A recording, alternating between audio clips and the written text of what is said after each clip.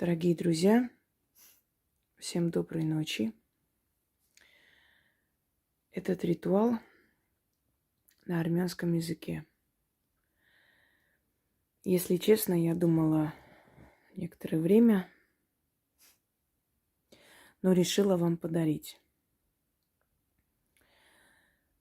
Этот ритуал одной нашей родственницы.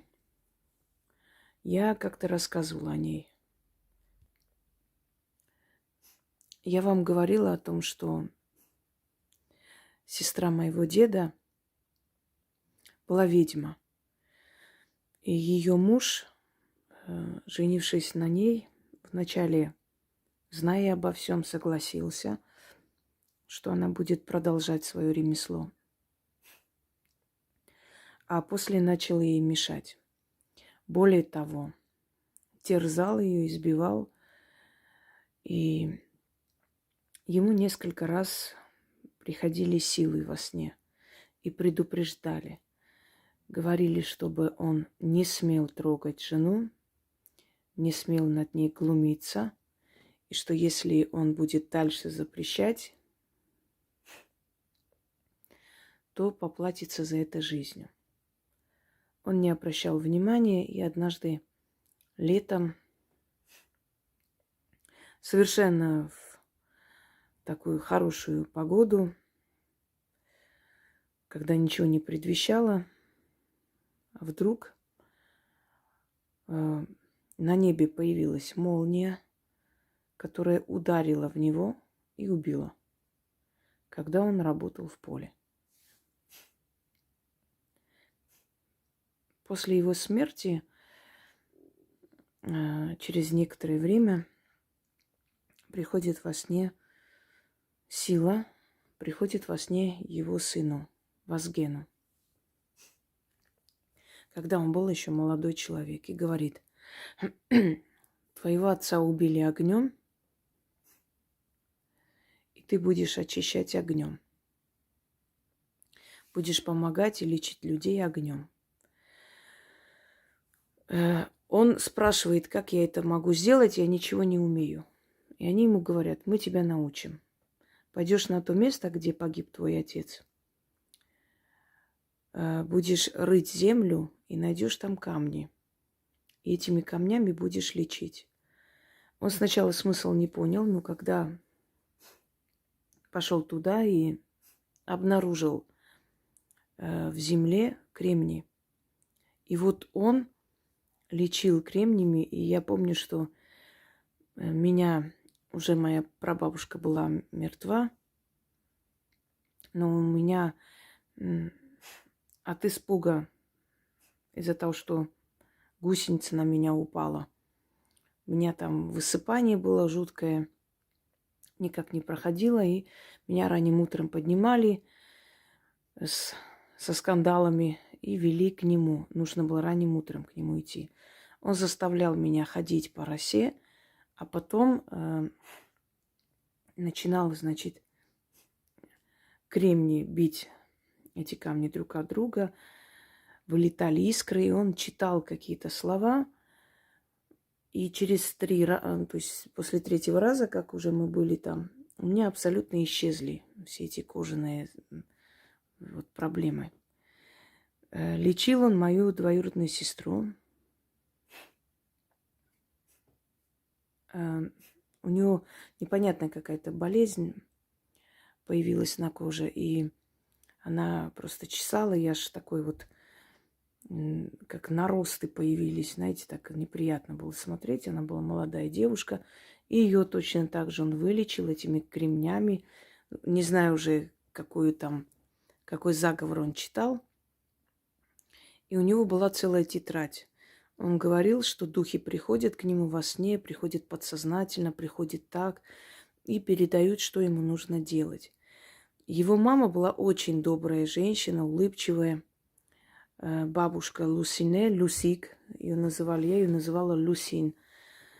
Вообще Лусине это в переводе означает луна. Вот Лусин, моя луна. Я так ее любила, что хотела поменять свое имя. Говорила, чтобы меня называли Люсине. Да, вот такое вот было время в моем детстве. И я помню, что Люсин дала маме заговор, ритуал, сказала, что надо ей делать. На маму устроили травлю. Это, наверное, у нас семейные. У меня мама была передовая во всех своих этих достижениях. Мама моя очень много работала, она была зауч школы, она была организатором и организовывала очень интересные вечера, очень такие поэтические, патриотические, много, очень много она организовала, очень красивые. Приезжали с районо смотреть, оценивать. Но у нас была другая зауч, я не буду ее называть, она была наша учительница, зауч по методической части. Она ее просто сжирала, маму мою. Сначала, значит, мама готовила этот праздник, я помню. И она шла, становилась рядом с детьми, принимала благодарности. То есть как бы делала вид, что это ее работа. В конце концов, заведующая районо сказала ей, что, мол, ты не считаешь, что это неправильно, Нина? Ты неправильно делаешь. Надо свою отстаивать. Хотя она была близкая подруга той самой нашей учительницы. Но она подошла к ней и сказала: вот то, что я вижу, мне не нравится. Это неправильно. Я знаю, что это ты организовала. Ну-ка, соберись и не будь размазнёй. Надо свое, значит, возвращать себе. И вот мама моя начала говорить, предъявлять претензии, что все-таки это я организую праздник. Мне нужно быть рядом с детьми, руководить этим всем. Как-то это некрасиво, неприятно. И началась травля жуткая. Вплоть до того, что она доводила ее до слез. Там были еще некоторые, которые были на ее стороне. И моя мама из-за этих стрессов заболела. Некоторое время не ходила на уроки. Ей стало плохо. Я помню, что она лежала, тяжело передвигалась. У нее начала отказывать нога, то есть от этих нервов. И вот наша бабушка Лусик пришла к ней. Что-то они там говорили. Я мутно помню, потому что была маленькая. А потом в этом знаменитом зеленом блокноте, который сделано было под змеиную шкуру, я нашла этот ритуал и поняла, что она ей дала. Вы знаете, после этого все разрешилось. Значит, наша учительница, которая преследовала не только ее, и меня в том числе, специально занижала оценки. Мама моя говорила, что она не пойдет разбираться, потому что это ниже ее достоинства. Я была там пострадавшая, хотя я вообще была ни при чем, и не смело мне строго-настрого вообще запретили и сказали: не дай бог там, ты хоть каплю там покажешь, какое-то неповиновение во время уроков или что-либо, это тебя не касается, нашей разборки, потому что я знала, видела. И после того, как мама моя это провела, через 3 дня ее, эту учительницу, перекосило просто. Во время уроков ей стало плохо, она упала в обморок. Вызвали скорую. Тогда телефоны были только в сельсовете, в школе, во всем селе не было телефонов. Ей стало плохо, ее там еле спасли. Потом она долго болела, поскольку она была наша классная руководительница. Мы все вместе пошли к ней, чтобы навестить ее, как она и что. И через некоторое время почему-то она собралась, продали дом, и они переехали в Армению, переехали в село ее родителей. У сына судьба не сложилась. Второй сын попал в тюрьму, правда, отсидел недолго. В общем, она получила по заслугам очень страшно. Но самое главное, что эта травля закончилась. У меня там и бабушка моя работала, она тоже работала, учительница грузинского языка, и потом она некоторое время была наша классная руководительница. То есть учителя, если кому-то кажется, что там просто интеллигентнейшие, добрейшие люди, я хочу сказать, что там клубок змей, змеиный клубок. Там сплетни, там вот только ты вышла с учительской, уже за спиной начинает говорить, мол, что это за работа, как она работает, что она делает. Причем говорят именно те, которые вообще никчемные, никто. Они всегда говорят о тех учителях, у которых большие заслуги и прочее. И одним словом, вот это все прекратилось. Теперь хочу вам сказать, что надо делать. Когда я нашла, я у мамы спросила. Я говорю, вот такое там написано, вы такое делали, скорее всего, или ты делала. Она сказала, этого говорить нельзя. Ты сама догадаешься, ты не глупая. Этого говорить нельзя, потому что она потеряет силу. И мне не сказала, что она это делала. Но поскольку это не моя тайна, я могу ею вами поделиться, только хочу, чтобы вы поняли, что этот ритуал можно делать людям, только тем, которые хотя бы год на моем канале. Дорогие друзья, клеветникам вы рты не зашьете. И известью тоже не закроете, не приклеите ничем. Говорить будут о вас. Невозможно, чтобы о вас не говорили, если вы личность, если вы вас знают, как говорила Коко Шанель, женщина, которая вызвала любовь и ненависть, не зря прожила свою жизнь. Говорить будут о вас. В любом случае. Вы не можете запретить всем и вся. Одни уйдут, придут другие и так далее. Главное не в том, чтобы все там замолчали и оглохли, и ослепли, и превратились в глухонемых и ничего не говорили. Суть этих ритуалов против клеветы состоит в том, чтобы все, что они говорят и делают против вас, не возымело никакого результата. Эти люди будут делать что угодно, они пойдут на самые грязные шаги, они будут делать, все, что возможно. Кстати, вот эта женщина, которая не могла одолеть маму никак, они там такую войну затеяли, она написала моему отцу. На мою мать вот собрала все сплетни и написала письмо моему отцу. Я помню, как они с мамой читали и смеялись. Вот до такой степени дошло, понимаете? Вот, то есть омерзение, казалось бы, заслуженная учительница. Она действительно была профессионал. Я не скажу, что она там ерунда какая-то. Нет, она была профессионал, у нее были свои регалии, свои заслуги. То есть она не была там непонятно кто из улицы. Но до такой степени грязная душа. И проклятие, и сплетни. Просто, до невероятности такие вещи творила эта женщина, что вот как одержимая хотела маму уничтожить просто. Даже пыталась ее отравить. Хотя там сказали, что, мол, это показалось. В общем, замяли это дело, поскольку не было доказательств, потому что там пили кофе вместе. И она пошла, принесла всем кофе. И мама моя из вежливости постеснялась как-то показать, некрасиво, да, при всех дурное воспитание, сказать, я твой кофе не пью. Она всех угостила и поставила. И мама моя сказала, что у нее чаша была какая-то другая, то есть у всех как-то однообразная. Она сказала, мол, вот чашек этих не хватило, поэтому ничего, если я вот туда. Я говорю, ничего страшного. И после этого моей маме стало плохо. Она всю ночь ее рвало. Понимаете, вот до такой степени человек ее ненавидела, что не могла одолеть. Что даже пошла чуть ли не на попытку убийства. То есть вот такие вещи были сделаны. Бабушка моя сказала, она отравила, я сейчас ей устрою. Ее вот еле-еле удержали, потому что это считалось позорным. В то время вообще очень переживали все за своим, что люди там мало ли.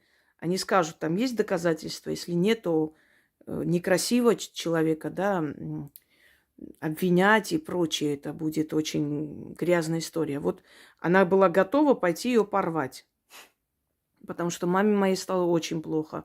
Ее рвало прям желчью. И после этого все это прекратилось. Так вот, задача ваша не закрыть рты всем. Наоборот, о вас пусть говорят. Когда о вас говорят, значит, вы на слуху, значит, вами интересуются, значит, вы интересная личность, понимаете? О вас говорят и вызывает интерес к вашей натуре. Потому что сплетничают и говорят всегда о людях, которые впереди. Дело не в этом. Дело в том, чтобы то, что они делают, говорят и хотят сделать, чтобы это не получалось. Эти люди будут делать и говорить, и все что угодно, но у них ничего не получится. Более того, они откровенно будут позориться. Их ложь будет сыпаться. Ну вот, если хотите пример привести, то есть крутите ролики о каких-то якобы пострадавших. Эти пострадавшие выявились, открылись и всем показались, и одна из них извинилась. И другие тоже пока прячутся, но может и их черед настать. То есть, смотрите, все, что люди делают против вас, не получается ничего. Еще раз говорю, люди, которые хотя бы 1 год были на моем канале, только этим людям можно делать этот ритуал. Читать нужно 9 раз и 9 свечей. Почему 9 в магии тоже важное число? Переверните 9, что получается? 6. Далее. 9-я когорта, 6 легионов темных. 9-я когорта считается самой сильной когортой. Это легион. Легион самых сильных, могущественных демонов. 9-я когорта. Они руководят всеми другими когортами, легионами. Поэтому 9-ка, 6-ка, 13 врат магии, да, 13 врата и прочее. Я уже говорила, как-нибудь еще раз расскажу более подробно. Вам нужно 9 свечей. Мне как раз вот подарили, кстати, и показываю, и заодно благодарю за этот подарок красиво. 9-свечник. Он относится как бы к авраамическим религиям, в принципе, вот такие вот подсвечники. Но здесь он используется просто как подсвечник, не более того. Можете такой использовать, можете отдельные подсвечники. Обычные восковые свечи, полынь. Можно серебристую полынь, можно белую, можно горькую, любую полынь. Делается это любой день, кроме воскресенья и понедельника. Ночью, в сумерки, вечером, ночью, когда угодно. Значит, зажигаем 13 свечей. Ой, извиняюсь, 9 свечей. Уже все перепутала. И траву полынь. Значит, щетки я беру. Четкие, неправильно сказать. Четкие я беру для того, чтобы... Видите, мои ногти жуткие. Не хочу показать. Потому что неприятно. Я их сейчас лечу. Я их жутко искалечила, эмаль. Ну, бывает, что теперь делать. Воск, прочая работа. Так, и вот, чтобы отследить, сколько раз я читаю. Читать нужно 9 раз. Заговор на армянском. Еще раз кого-нибудь увижу, которые написали, а где заговор, занесу в черный список сразу. Прошу никому не писать заговор. В этом нет нужды. Потому что иначе в сыром виде этот заговор идет по интернету, а нам это не нужно. Вы должны потерпеть, пока напечатают. Это на армянском. Я такое делала и не раз. Это просто, знаете, как самый легкий вариант, наверное. Нет, ну есть, конечно, разные варианты, но один из легких, быстрых вариантов и очень сильных, где много чего не требуется, работает очень быстро. Делаете этот ритуал, понаблюдайте. Через некоторое время у этих людей начнутся определенные проблемы. Но проблемы тут даже не самые главные. Главное, что все, что они будут говорить и делать, будет поворачиваться против них. Ничего у них не получится против вас, и их всерьез никто воспринимать не будет. Понимаете как? Заговоры против клеветы, они работают в основном под такой системе. Вот все, что человек говорит, говорит во вред себе. Иногда человек может сам удивиться тому и как бы сам себя спросить, вот нафиг мне это нужно было говорить, это же, ну, как бы не актуально, это же никак мне не помогло против нее, наоборот, мне хуже же стало. Очухается и сам не поймет, как это получилось, а это уже получилось. 9 раз нужно говорить. После чего, как только 9 раз заговорили, подождите немного, чтобы свечи вот хотя бы до вот такого размера, вот до этого места догорели. Ну, то есть чуть-чуть остается огарки. После чего на следующий день, если это ночью проводите, днем, все, что осталось от травы и от свечей, в черную материю либо закопать под деревом, либо кинуть в воду, в пруд. Если это делаете зимой, закапывайте в снег. Разницы никакой. Главное, чтобы она, то есть, была закрыта некоторое время. Растает снег, что там будет, это не страшно. Нужно закрыть, закопать под что-нибудь или кинуть в прорубь. То есть, в стоящую воду.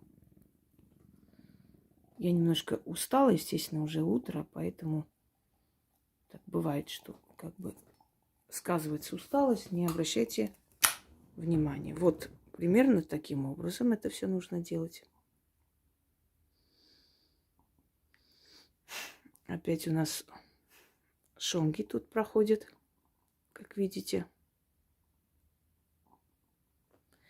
Читать буду на армянском. Читаю так, как должно звучать на армянском языке. Вы можете, когда будете читать, собственно говоря, читать так, как вам удобно. То есть заменять некоторые звуки, которых нет в русском языке. Но это не страшно. Главное, основной смысл передать, и вы увидите, как сильно это сработает. Тем более, что армянский язык – это, скажем так, один из прямых потомков санскрити. Если кто не знает, санскрити называется про язык. Та информация, что санскрити – это всего лишь один из индуистских языков или язык для Веды, для... Сейчас, секунду. Так, мантр – это не полная информация. Про язык. Чем древнее язык, тем сильнее у этого языка энергия, сила. Итак, начнем. Ой. Севнет, севлезвից գնա, իմ կողքով գնա, իմ տան կողքով գնա, իմ ձիու կողքով գնա, իմ սեղանի կողքով գնա, գնա իմ մարմնի կողքով, իմ հոգու կողքով գնա։ Գնա սևնետ, սևլեզվից, գնա դեպի անապատ, մտիր սև քարի տակ, կորիր սև ջրի տակ, սև դևի թաթի տակ, ինձանից հեռու։ Ատամներով քեզ կրծեցի, 40 կողպեքով փակեցի։ Իմ ցեղը ինձ պահապան, 1000 ամեն։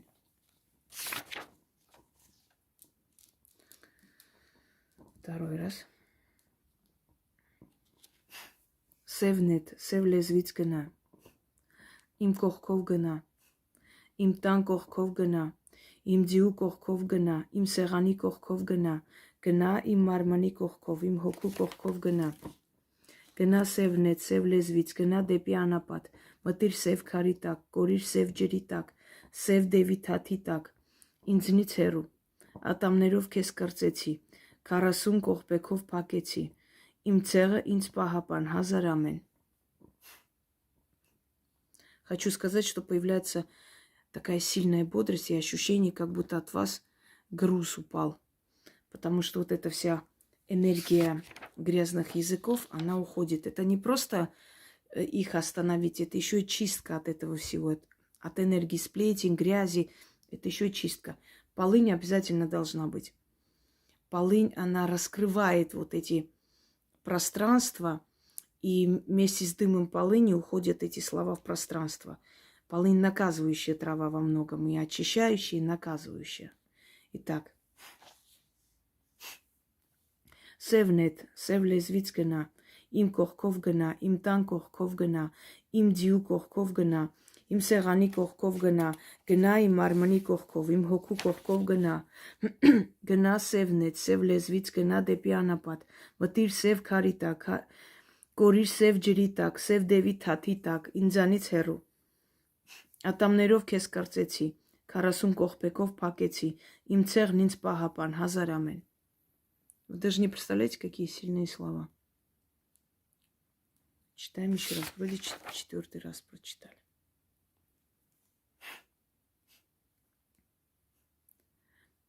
Սևն է, սև լեզվից գնա, իմ կողքով գնա, իմ տան կողքով գնա, իմ դիու կողքով գնա, իմ սեղանի կողքով գնա, գնա իմ մարմնի կողքով, իմ հոգու կողքով գնա, գնա սևնեց, սև լեզվից, գնա դեպի անապատ, մտիր սև քարի տակ, կորիր սև ջրի տակ, սև դևի թաթի տակ, ինձանից հեռու, ատամներով քեզ կրծեցի, 40 կողպեկով փակեցի, իմ ցեղն ինձ պահապան, 1000 ամեն։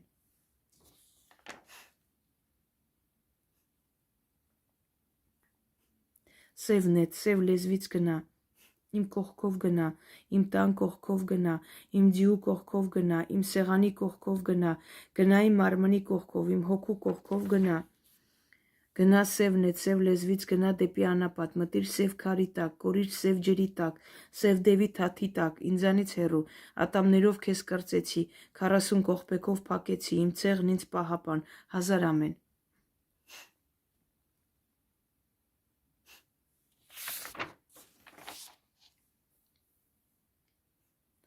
Սևն է, սև լեզվից գնա, իմ կողքով գնա, իմ տան կողքով գնա, իմ դիու կողքով գնա, իմ սեղանի կողքով գնա, գնա իմ մարմնի կողքով, իմ հոգու կողքով գնա, գնա սևն է, սև լեզվից գնա դեպի անապատ, մտիր սև քարի տակ, կորիր սև ջրի տակ, սև դևի թաթի տակ, ինձանից հեռու, ատամներով քեզ կրծեցի, 40 կողպեկով փակեցի, իմ ցեղն ինձ պահապան, 1000 ամեն։